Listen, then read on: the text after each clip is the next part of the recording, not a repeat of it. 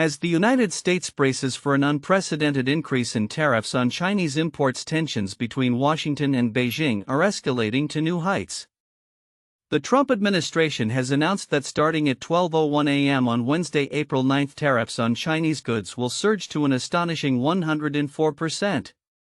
This decision comes in the wake of retaliatory measures from China, which has vowed to fight to the end in the ongoing trade war. President Trump, who has long positioned himself as a defender of American trade interests, is adamant that these actions will ultimately benefit the U.S. economy. White House Press Secretary Caroline Leavitt expressed the administration's stance during a press briefing, stating it was a mistake for China to retaliate. When America is punched, Trump punches back harder. This aggressive rhetoric underscores the administration's commitment to what it frames as a necessary defense against perceived global trade injustices. Notably, the tariffs are not merely a punitive measure but are also intended to reshape international trade relations, with the administration claiming that countries are eager to negotiate better terms with the U.S. In a broader context, the economic implications of these tariffs are significant. A recent Reuters Ipsos poll indicated that 73% of Americans anticipate price increases due to these new levies, with more than half opposing the tariffs themselves. Despite this, a majority of respondents agreed that trade partners often exploit the U.S., revealing a complex landscape of public opinion. Democrats have raised concerns that the tariffs could exacerbate inflation and lead to job losses, especially in sectors reliant on imports. Representative Angie Craig emphasized that the cuts to programs like the Supplemental Nutrition Assistance Program (SNAP) could further compound the economic strain on low-income households already facing rising costs. The unfolding situation also finds Canadian Prime Minister Mark Carney announcing retaliatory tariffs of 25% on U.S. automobiles not compliant with the USMCA, set to take effect immediately. President Trump caused this trade crisis, and Canada is responding with purpose and with force, Carney stated, reflecting the broader international ramifications of Trump's trade policy. Amidst the chaos, U.S. Trade Representative Jamieson Greer defended the administration's approach during a Senate Finance Committee hearing, asserting that the tariffs are essential for transitioning the U.S. economy away from dependency on foreign imports and towards a more self-sufficient production model. However, this vision has not been without detractors. Critics argue that the current trade strategy is muddled, with many Americans experiencing immediate financial pain without clear long-term gains. Senator Ron Wyden characterized the tariffs as economic poison and highlighted the disarray in the administration's messaging regarding the purpose and expected outcomes of such aggressive trade measures.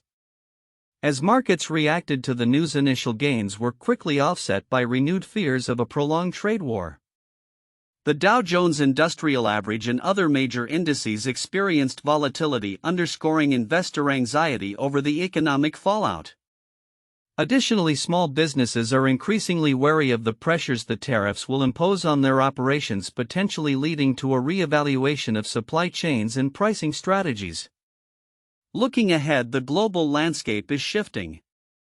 Countries like South Korea and Japan are reportedly eager to negotiate new deals in light of the tariffs, suggesting that Trump's aggressive tactics may be catalyzing unexpected engagement from international partners. However, the path remains fraught with uncertainty. As the U.S. government continues to impose tariffs and engage in high-stakes negotiations, the ultimate impact on domestic and global economies will depend on a myriad of factors, including the reactions of other nations and the evolving dynamics of international trade. In conclusion, the unfolding tariff saga represents not only a pivotal moment in U.S.-China relations but also a significant chapter in the broader narrative of global trade policy. As both sides brace for the economic implications of their respective strategies, the potential for prolonged conflict remains, leaving many to wonder how this will ultimately reshape the future of international commerce. As the United States gears up to impose unprecedented tariffs on Chinese goods, the implications of this trade war reverberate not only through global markets but also within the political frameworks of both nations. In a landscape where the U.S. under President Donald Trump has decided to escalate tariffs on a sweeping scale up to 104% on certain Chinese imports, China's political system may afford it a distinct advantage in this escalating conflict, according to experts. The recent announcement by President Trump to implement hefty tariffs, which include a staggering 50% on Chinese products, has generated shockwaves across international markets. This decision, part of a broader strategy that targets not only China but also allied nations, raises questions about the long-term economic ramifications for both countries and the world at large. The U.S. has long maintained a significant trade deficit with China, a situation that has become a focal point of Trump's economic policy. As tariffs are set to take effect at midnight, the stakes are high for American consumers and businesses, many of whom rely on affordable imports. China's political structure, characterized by its centralized state-led governance, may provide the country with a unique mechanism to manage the fallout from these tariffs. Xu Feng, the dean of the School of International Studies at Nanjing University, stated that China's system allows for macroscopic prevention, adjustment and shifting in response to external economic pressures. This capacity for rapid adjustment may help mitigate the potential catastrophic impact that a significant drop in exports to the U.S. could have on the Chinese economy and its social stability. However, Xu also cautioned that the reliance on directives from the central government might stifle local innovation and responsiveness, potentially hindering effective countermeasures to the tariffs. While China's centralized control may facilitate swift economic adjustments, the repercussions of a trade war are likely to inflict real harm on both nations. U.S. Trade Representative Jamieson Greer acknowledged during a Senate Finance Committee hearing that American families would inevitably experience some pain as a result of the tariffs, emphasizing that the status quo was unsustainable. Critics, including Senator Ron Wyden, have expressed concerns that the administration's approach lacks a cohesive strategy, warning that the economy is in a precarious state due to these policies. As the Trump administration moves forward with its trade agenda, tensions continue to escalate, not just between the U.S. and China but also among the Trump administration's inner circle. A notable feud has emerged between key advisors Elon Musk and Peter Navarro, highlighting the internal divisions on tariff policies. Musk's public critique of Navarro's stance reflects broader uncertainties within the administration about the effectiveness and consequences of these aggressive trade measures. Internationally, the ripple effects of the U.S. tariffs are prompting responses from various countries, including Canada and South Korea, both of which are preparing retaliatory measures. Canadian Prime Minister Mark Carney announced that Canada would impose tariffs on American vehicle parts and certain vehicles in retaliation for U.S. duties on Canadian goods. Similarly, South Korea has indicated its intent to negotiate reductions on tariffs affecting its exports, underscoring the interconnectedness of global trade relationships that are now being tested. As global markets attempt to rebound from the initial shock of Trump's tariffs, experts warn that the long-term impacts of this trade war will be far-reaching. While China's political system may offer it some resilience, the economic realities for both nations suggest a challenging road ahead. With the stakes rising, all eyes will be on how both governments navigate this complex landscape and whether they can find common ground to avert further escalation. The unfolding saga of the U.S.-China trade war serves as a stark reminder of the intricate balance between national policy and global economics. As both countries brace for the fallout, the international community watches closely, knowing that the decisions made in the coming weeks could reshape global trade dynamics for years to come. In a dramatic escalation of tensions between the United States and China, President Donald Trump has threatened to impose tariffs exceeding 100% on Chinese goods, stirring fears of a full-blown trade war that could have catastrophic repercussions for the global economy. This announcement, made on April 8, 2025, has sent ripples through international markets, with investors anxiously weighing the potential fallout. Trump's latest threat comes in the wake of a retaliatory response from China, which had already indicated plans to increase its own tariffs on U.S. imports. Highlighting the stakes, Trump stated on Truth Social, if China does not withdraw its 34% increase above their already long-term trading abuses by tomorrow, April 8, 2025, the United States will impose additional tariffs on China of 50% effective April 9. This could bring the total U.S. tariffs on Chinese goods to an alarming 104%, compounded by existing tariffs aimed at various sectors, including those targeting fentanyl trafficking.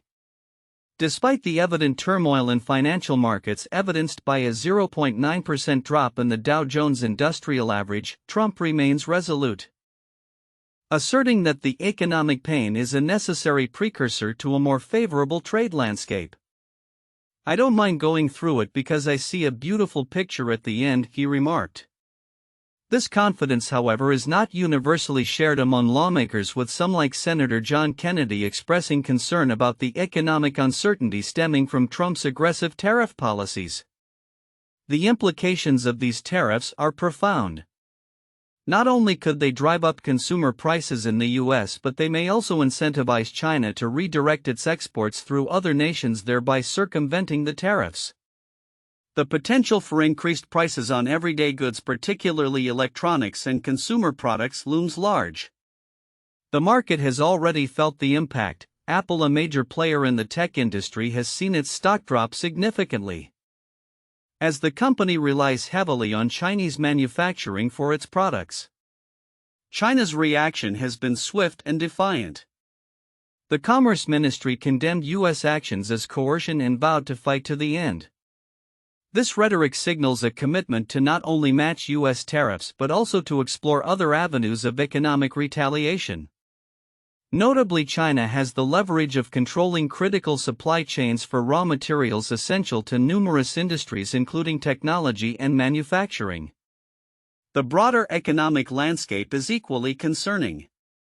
Global economic growth, which heavily relies on the relationship between these two superpowers, is at risk of stalling. The International Monetary Fund estimates that the U.S. and China together account for approximately 43% of the global economy. An all-out trade war could trigger a recession that would ripple through other economies, resulting in slower growth and diminished investment worldwide. While Trump has expressed a desire to negotiate better trade agreements, the path forward appears fraught with challenges. European officials have already begun to pivot towards trade relationships outside the U.S., with the European Commission emphasizing the vast opportunities available through partnerships with other nations. Furthermore, Trump's recent conversation with Japanese Prime Minister Shigeru Ishiba highlighted concerns over how tariffs might deter foreign investment, signaling that other nations are wary of the U.S.'s erratic trade policies. In this tumultuous environment, the implications for U.S. companies and consumers are becoming increasingly clear. Industry leaders including Elon Musk have voiced skepticism regarding the effectiveness of tariffs, warning that they could inflate costs and hamper competitiveness. As discussions around trade continue, the need for a balanced approach that fosters collaboration while addressing trade imbalances is more crucial than ever. As the situation unfolds, all eyes will be on the developments following April 9, when Trump's proposed tariffs are set to take effect. The stakes are incredibly high, and the potential for economic disruption could reshape not only U.S.-China relations but also the broader landscape of international trade for years to come. The question remains, will diplomacy prevail over protectionism, or are we witnessing the beginning of a sustained and damaging trade conflict? In a strategic move reflecting the heightened tensions between the United States and China, U.S. Defense Secretary Pete Hegseth has underscored the urgent need to safeguard the Panama Canal from what he describes as ongoing Chinese threats. During his visit to Panama on April 8, 2025, Hegseth asserted that the United States will collaborate closely with Panamanian authorities to ensure the canal remains secure and operational, emphasizing that both nations are committed to countering any potential foreign influence in a region critical to global trade. Hegseth's remarks came during a ribbon-cutting ceremony for a new U.S.-funded dock at the Vasco Núñez de Balboa Naval Base following discussions with Panamanian President José Raúl Mulino. To this end, the United States and Panama have done more in recent weeks to strengthen our defense and security cooperation than we have in decades, he stated, highlighting the importance of the canal not only for Panama but also for global maritime logistics. The concerns regarding Chinese influence stem from the presence of Chinese companies that control significant infrastructure at both ends of the canal. Specifically, a Hong Kong consortium currently in the process of transferring its interests to a new consortium that includes BlackRock Incorporated. Hegseth pointed out that this situation allows China the potential for surveillance operations in Panama, which could undermine the security and sovereignty of both nations. This makes Panama and the United States less secure, less prosperous, and less sovereign, he noted. The backdrop of this visit is marked by a contentious narrative concerning U.S. access to the canal. President Donald Trump has previously claimed that the U.S. is overcharged for transit fees and has insinuated that the canal's management should be reconsidered. Although Panama has rejected these allegations, the U.S. administration remains vigilant about the implications of Chinese investments in the region. Hegseth reiterated the U.S. government's position, stating, "I want to be very clear. China did not build this canal. China does not operate this canal, and China will not weaponize this canal." The U.S. Defense Secretary's visit occurred amidst a broader context of military escalation and defense production surges in both Russia and China, which have sparked alarm within U.S. military circles. As reported earlier, both nations have made significant advancements in their military capabilities, with Russia ramping up its production of combat systems and China expanding its naval infrastructure at an unprecedented rate. The U.S. military faces challenges in maintaining its competitive edge, especially as its defense budget has been declining in real terms. This convergence of military and geopolitical challenges highlights a pressing need for the U.S. to reinvest in its defense capabilities. The Pentagon is currently pursuing bipartisan support for increased military funding aimed at rejuvenating its industrial base and enhancing military readiness. The underlying goal is to ensure that the U.S. maintains strategic deterrence against adversaries who are increasingly confident in their military capabilities. As the geopolitical landscape continues to evolve, the situation around the Panama Canal serves as a microcosm of larger strategic dynamics at play. The U.S. is not only focused on securing vital infrastructure but is also aware of the implications of foreign investments in critical sectors. The path forward will likely require a delicate balance of diplomacy and military preparedness to ensure that U.S. interests are protected while also fostering stable relations with regional partners. Looking ahead, the developments surrounding the Panama Canal and the broader military capabilities of both allies and adversaries will undoubtedly shape U.S. defense policy in the coming years.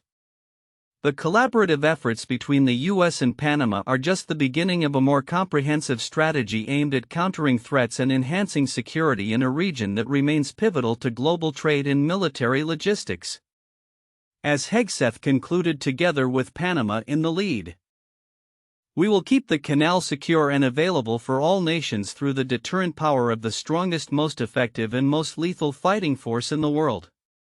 In a time of heightened geopolitical tensions and complex international relations, the importance of a strong and diplomatic relationship between the United States and China cannot be overstated. This sentiment was echoed by Nicholas Burns, former U.S. ambassador to China, during his recent address at Harvard Kennedy School, where he reflected on his experiences in a position that straddled the line between engagement and competition.